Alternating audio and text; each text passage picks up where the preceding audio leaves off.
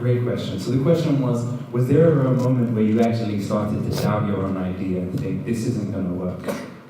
Or do you even feel that now at times? And is that why you're successful, because you go against that feeling? Okay. A good question. Yes, I did have a lot of doubt, because it has been very, very slow journey for me, and there were a lot of people who came with me, and they become very, very successful. And they had much more money than I did, and I always ask, did I do the right thing? But it made me happy what I was doing. I realized maybe this is something that you also want to learn, is you shouldn't focus to be successful. You should focus to be happy in what you're doing, because success is not going to bring you happiness, but happiness will bring you success.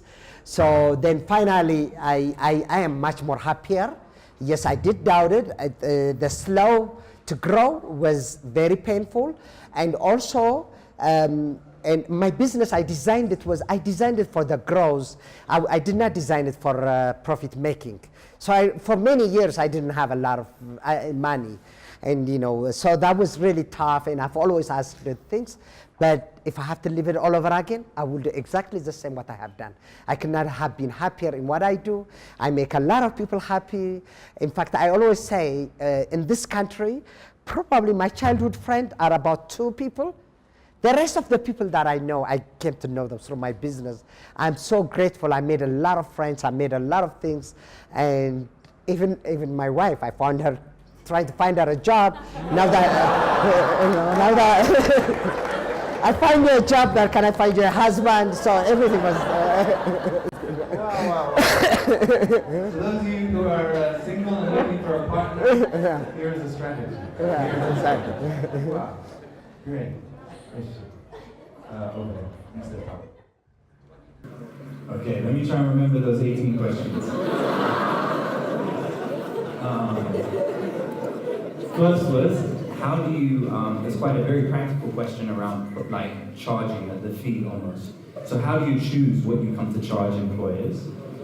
And people setting up businesses which sell products or services may have this challenge, and so it could be helpful for them. Second question is, well, the third question was, yeah, so when it comes to the success of putting people into jobs, do you have numbers on how many people you guys have placed into jobs? And then the third one was, you mentioned the strategy of looking at people's weaknesses and where you can fit. Yeah. Would it not be better to look at people's strengths and then see what your strengths are and take that strategy? Okay, all right. Okay, the first question? First question was... This is a problem with asking too many questions. It was around like just... How do you charge? Okay, yeah. okay. For us actually it was very easy, because worldwide the standard for charging is like a 1 month salary, so we followed that. And determining a price, again, I think that goes to the third question. What I'm saying is, when you want to start a business, and why you want to do it, you have to ask, why do you think you can do it better than others? Are you going to be competing on the price? Are you going to compete on the production? Are you going to compete on service? Are you going to compete with other weaknesses?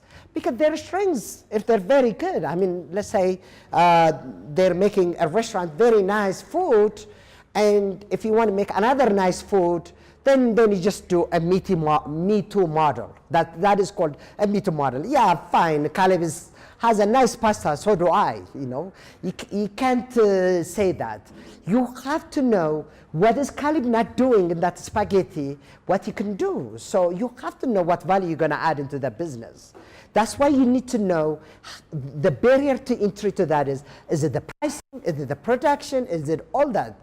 And you have to also know the business. You really, the knowledge about the business is very, very important.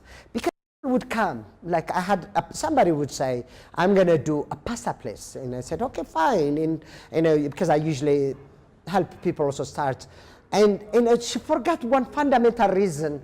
If you go into a spaghetti business, you can only have 4 bowls in one packet. And she miscalculated that because it's a fundamental information. You have to understand. If you want to do, like I had another person who wanted to do injera, that they wanted to commercialize it. But little did they know, you could only get 600 injera out of 1 quintal tev. There is no way you can say, I can get 2,000 injera. It doesn't scale up. So you have 600, then when you sell it for 5 per, you only have 3,000 per quintal. You got to do your math. And people ask me, how do I do this? How am I going to know? I always say, this is a research that has been shown.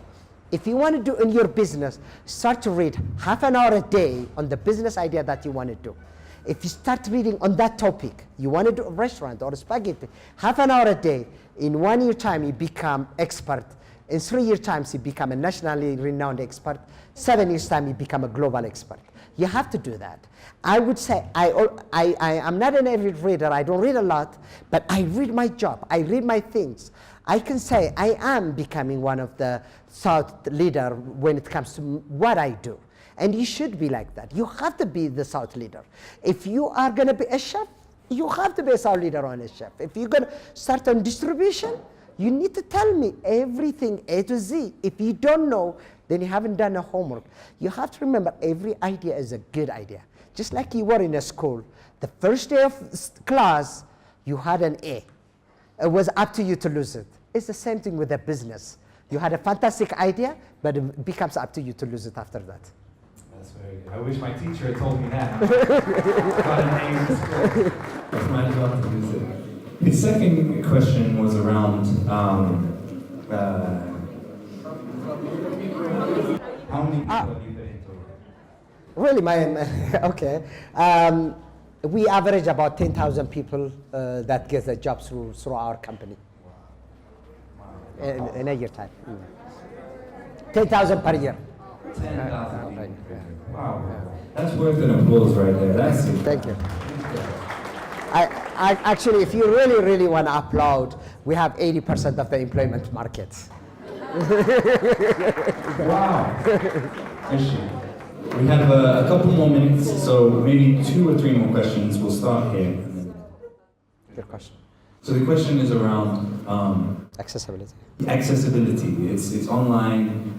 People have to maybe submit a CV in a particular way, and so out of the 100 million people, who actually are the people that can use your service? Okay.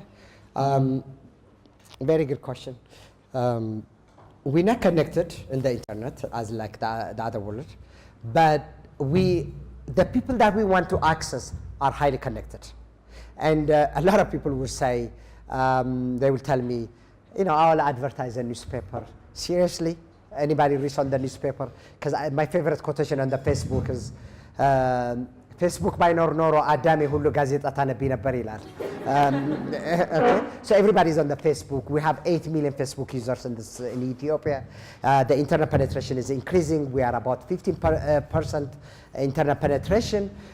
But from the people that we want, we have a big penetration. Newspaper, all the newspaper combined, the printout, everything. In a week time, you have close to 12,000 prints. We have 40,000 visitors per day. So you can calculate why we would be a better medium for others. And everybody's using it. Everybody's on the Facebook. Everybody's on the internet. Yes, internet is slow. Yes, it thinks. But you got to remember the audacity. In 2004, when I started this business, I started it on a dial-up. Okay? And then in 2004, email didn't work. Email, in my time in 2004, email used to be called a store and forward. So what basically we do is we send an email and we call the UN back email just wait, we have to collect many emails and send them at once. And from that is where we are now. I mean, life is getting better. We have Wi-Fi now, so it's okay. I'm one of those guys that I like to think positively. I like to think things will work. It's like you go in at the night time and you turn on an alarm clock to wake you up at 6 a.m. not knowing you will ever wake up. But that is like hope, isn't it? I hope to wake up, so let me put it at 6 a.m. So I like to think that way. Thank you. Okay. We'll give it a couple more minutes. Before we just quickly ask one or two more questions, could you just quickly, for whatever sound issue reasons, summarize what you said about passion and success, your first point? Could you just say that one more time for us, in a summarized fashion? Okay, those 4 points or? Just the first one. The first one, okay.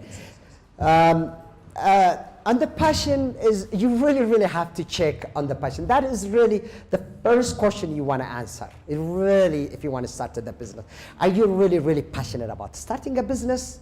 Do you really want it? Do you know what you're getting into? Because I don't see anything excitement when you say, oh, I'm going to be my own boss. You know, for your information, I have not taken a vacation for many years. If I had worked for somebody, at least by now, if I started 14 days a month, 20 years later, I would have 34 days leave day by now. So I don't have 34 leave days in my own things. So you really need to know that. And you really, what you want to do, is it really right? Do you want to do that? And why are you going into a business? Don't do it for wrong reasons. You want to do it really, you're bothered, and you want to change the status quo. And also for yourself, it could also be, look, I'm really tired being poor. And I have that passion. You know, when people ask, really, I was really tired because my honeymoon, I got married to my wife. I really couldn't afford a lot of things. And I said, wow. If I ever get a chance to get married again, but no. But I want to be able to afford my honeymoon. But you know, I did say, I said to myself, I really didn't want to be that rich, but I really want to have the ability to do what I want to do, what is the necessary things that I want to do. So really, it is very important, and you believe in it, because if you don't believe in it, then you have options, then you're going to start to fail, and you're going to start to wonder, oh, I had so many ideas, I didn't start it. Why is it? You know, that's why. Thank you.